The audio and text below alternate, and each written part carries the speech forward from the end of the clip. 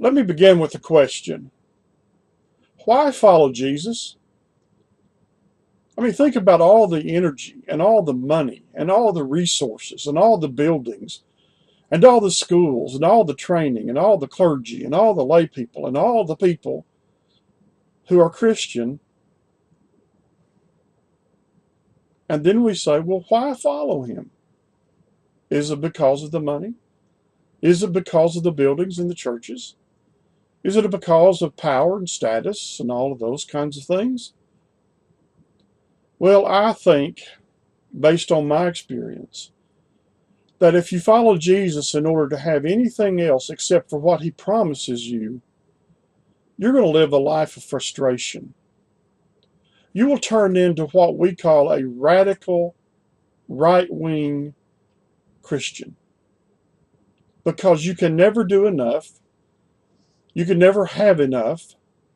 You can never be enough to accomplish status and power and buildings and all the resources through Christianity and following Jesus, because he doesn't teach that. But he does teach something that is simple and profound. Simply profound. Let me say four things that I think will summarize what I believe is the core of the Christian gospel, which is the core of the good news of Jesus. Number one, life is difficult. Have you noticed that? Sometimes difficulty is something we know that is transient. At other times, we go through periods of time and we wonder, will it ever be over? Sometimes it's a physical difficulty, a mental difficulty, socially. Sometimes it's a family issue.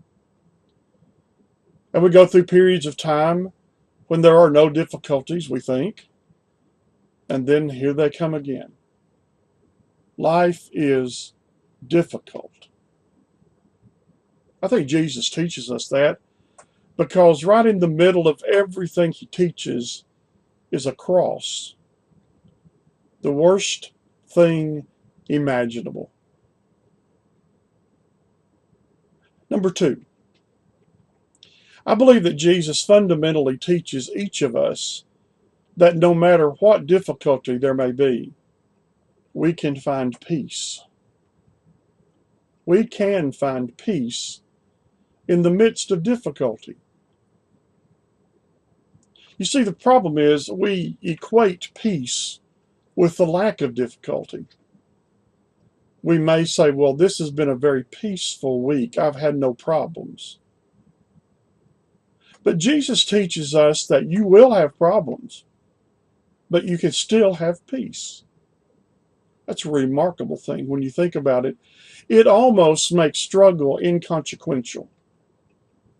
It almost makes difficulty inconsequential when you come to thinking about how to get peace.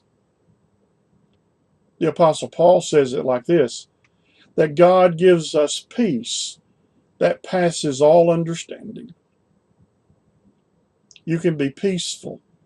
You can have peace when the world around you is literally going to hell, or when your family is simply coming unglued, or when your finances are simply turned upside down and there is no money at the end of the month. Peace. Peace in the midst of difficulty. Now the question becomes, how do we get peace in the midst of difficulty? Number three, then, is that Jesus and his teachings, as followed by us, will give peace in the midst of difficulty. Let me say it this way. If you follow the teachings of Jesus, you will find peace in the midst of difficulty. Let's think about that just a moment. Jesus says that there were really two major premises or axioms that everything else kind of hinged around.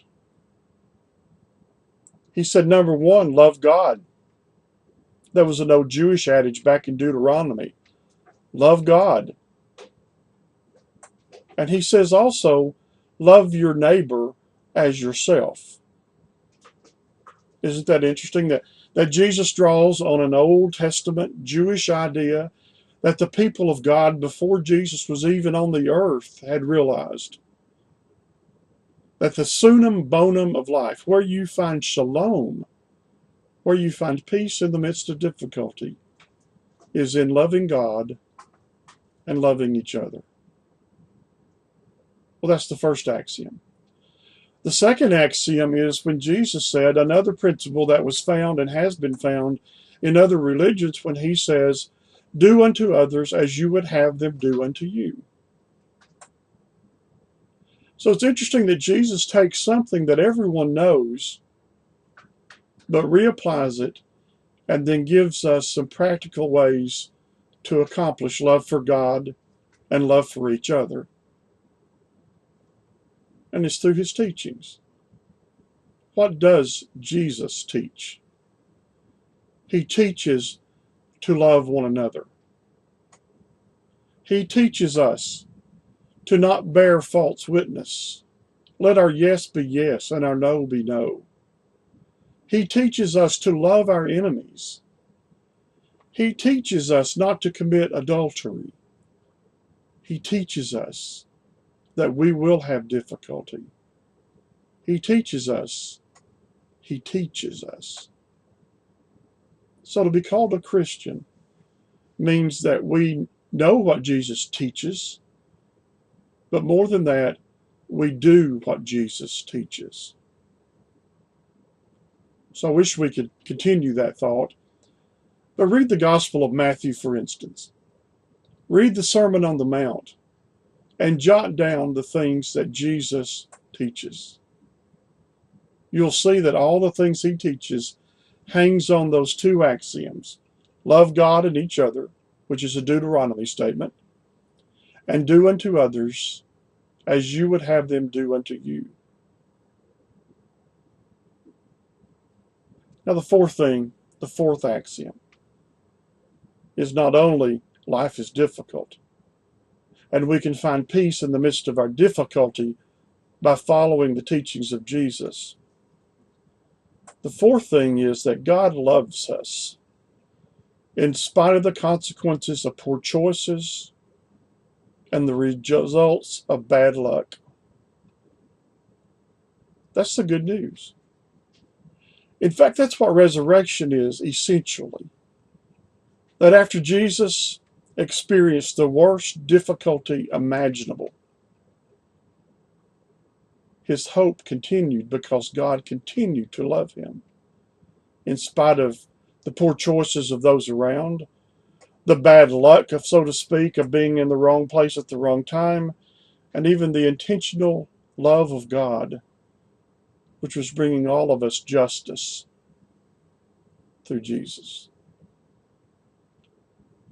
So remember this week, when you feel as if there is no hope, that life cannot be any more difficult for you, you're in a pretty good place.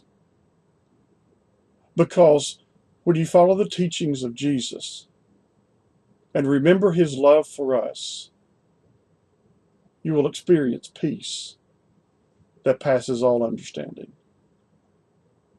Amen.